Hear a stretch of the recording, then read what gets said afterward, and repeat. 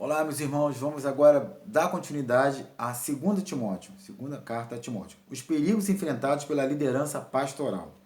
Aí na segunda carta pastoral a Timóteo, escrita por Paulo por volta de 67 depois de Cristo, período que o imperador Nero perseguia terrivelmente os crentes. Tem um tom de despedida devido ao fato do apóstolo estar preso em Roma e acreditar que não sairia vivo da prisão. Nessa carta, o missionário, acreditando na sua carreira havia chegado ao fim, das últimas orientações ao jovem Timóteo. Nesse capítulo, verificaremos as exortações de Paulo, do apóstolo Paulo, a Timóteo, e os perigos que ameaçam o ministério.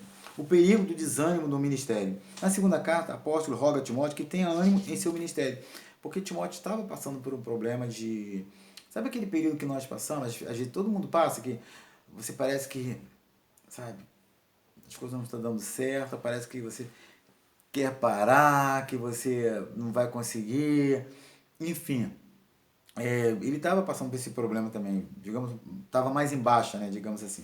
Por esse motivo, diz assim a palavra do Senhor, por esse motivo, te lembro que desperte o dom de Deus que existe em ti pela imposição das minhas mãos. Já foi dito outras vezes esse versículo para ele. Porque Deus não te deu o espírito de temor, mas de fortaleza, de amor e de moderação. Portanto, não te vergonhes do testemunho do nosso Senhor, nem de mim, que sou prisioneiro seu.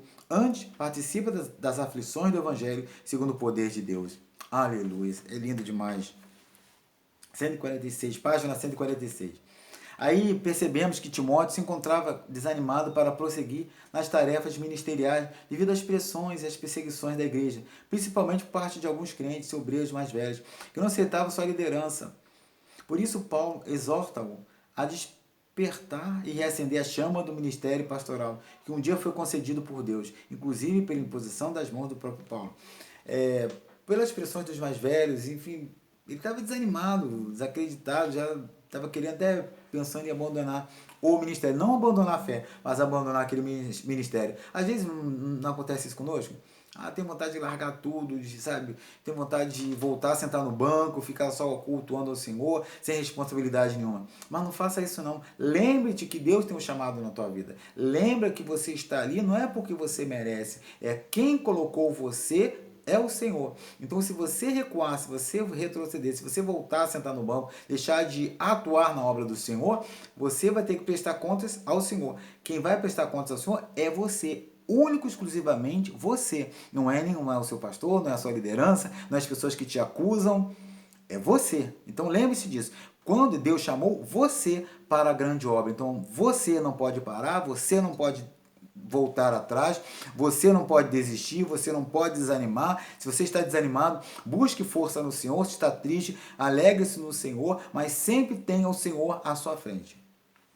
Aí o período da fraqueza, o período aqui da fraqueza do ministério. Paulo, em sua segunda carta, Timóteo, despertou e conscientizou o jovem pastor a não vacilar ou titubear na jornada ministerial. Tu, pois, meu filho, olha o carinho, tu, pois, meu filho, olha o carinho que Paulo falava com Timóteo, é lindo, né? Fortifica-te na graça que é em Cristo Jesus, e que o de mim, entre muitas testemunhas ouvistes, confiam a homens fiéis, que sejam idôneos para também ensinarem a outros. Nesse versículo, Paulo, pela expressão meu filho, sabemos a estima que ele tinha com Timóteo, muito grande, né? É um carinho que os dois tinham, tanto ele como o filho, e Timóteo olhava para ele também com um carinho de pai. Aí aqui Paulo vai alertar também sobre a corrupção, da corrupção dos últimos dias. No capítulo 13 e 4 da segunda carta a Timóteo, Paulo descreve com exatidão os acontecimentos dos últimos dias. Com isso, queria dizer que no tempo que antecede a vinda de Cristo, a igreja e sua liderança precisariam se preparar para enfrentar os perigos da corrupção moral, social, familiar, doutrinária e espiritual. Triste, né? É a corrupção moral. Ele vai relacionar. Começa a fazer mais uma vez esse link. Corrupção moral naquela época lá. Amantes de si mesmos, homens amantes de si mesmos, avarentos, presunçosos, soberbos, ingratos, profanos, incontinentes, obstinados, orgulhosos, caluniadores e blasfemos. Isso é corrupção moral, corrupção social. Irreconciliáveis, cruéis, sem amor para com os bons, traidores. Está fazendo alguma associação? Nos tempos do apóstolo Paulo com os dias de hoje? corrupção familiar, sem afeto natural, desobediente a pais e mães, corrupção doutrinária, não sofrerão ação doutrina, doutores conforme as suas próprias concupiscências, né? As pessoas se intitulando doutor, sou doutor disso, sou PhD daquilo, eu faço e aconteço. Nós sabemos que nós somos, sabe o quê? Servo de Cristo. Nós sabemos que nós somos, sabe o quê? Totalmente dependentes do Senhor. Tudo que o Senhor tem nos dado, nós temos que usar na sua obra, para a glória dele. Então nós não temos nada. Tudo que nós somos dispenseiros, somos mordomos. Tudo que nós temos, ele que nos concedeu para ser usado na obra dele. Entendam isso. E aconselhem sobre isso também. A corrupção espiritual também ele relaciona a aparência de piedade, mas negando a eficácia da aparência de piedade, enganando-se e sendo enganados. Mais amigos dos deleites do que amigos de Deus. Paulo disse a Timóteo que nos últimos dias sobreviriam tempos trabalhosos. Com essas palavras proféticas, o apóstolo orientava o jovem Timóteo que a igreja passaria por tempos agonizantes, penosos, difíceis, duros, violentos e perigosos antes da volta de Cristo. Tais ensinamentos mostram que a igreja precisa se despertar a fim de que a corrupção não entre nem permaneça entre os filhos de Deus. Aí Paulo, uma vida nova e vitoriosa e um final feliz. Paulo, apesar de ter vivido uma jornada de lutas, sofrimentos e lágrimas e perseguições, termina sua carreira ministerial de forma triunfante e fidedigna, aguardando o momento de subir no pódio para receber o devido prêmio celestial. Aí diz assim, Paulo, em 2 Timóteo, capítulo 4, versículo 6 ao 8. Diz assim: porque eu já estou sendo oferecido por aspersão de sacrifício, e o tempo da minha partida está próximo. Combati o bom combate, acabei a carreira e guardei a fé. Desde agora, a coroa da justiça que me está guardada, a qual o Senhor, justo juiz, me dará naquele dia. E não somente a mim, mas também a todos os que amarem a sua vinda. Olha a certeza que esse homem tinha na sua salvação. Olha a convicção que esse apóstolo tinha na sua salvação. Nós necessitamos buscar, estarmos convictos também dessa salvação da mesma forma que esse homem. Esse homem se deu, se gastou, se deixou gastar, se usou, se deixou usar para o Evangelho. Depois que ele se converteu ao Senhor, ele só pregou o Evangelho, só falou de Jesus e sofreu as maiores humilhações, perseguições, açoites. Tudo que ele sofreu foi pelo Evangelho. E às vezes nós achamos que somos que sofremos. Sofremos o quê?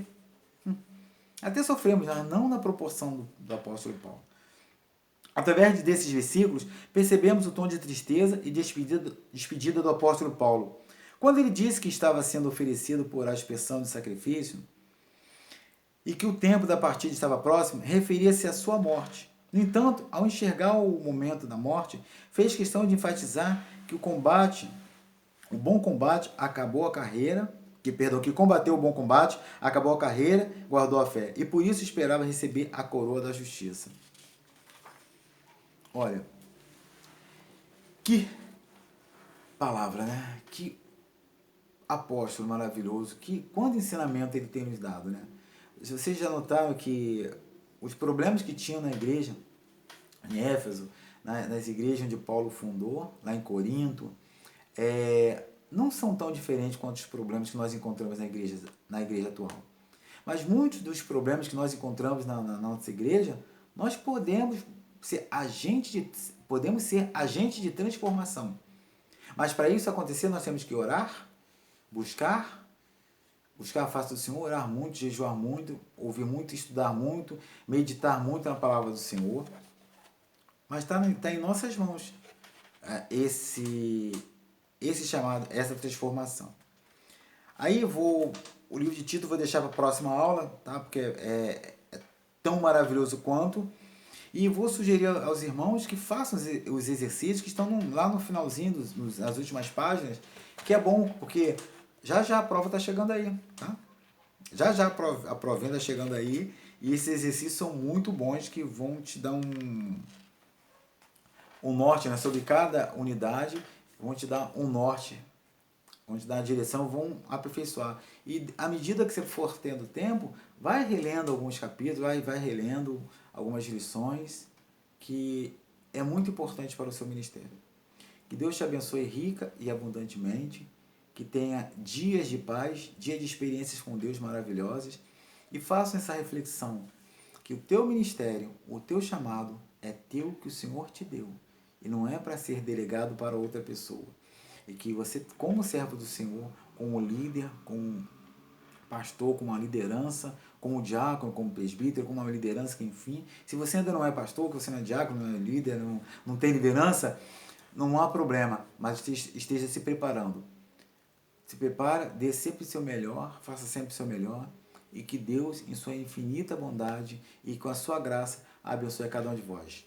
Shalom Adonai.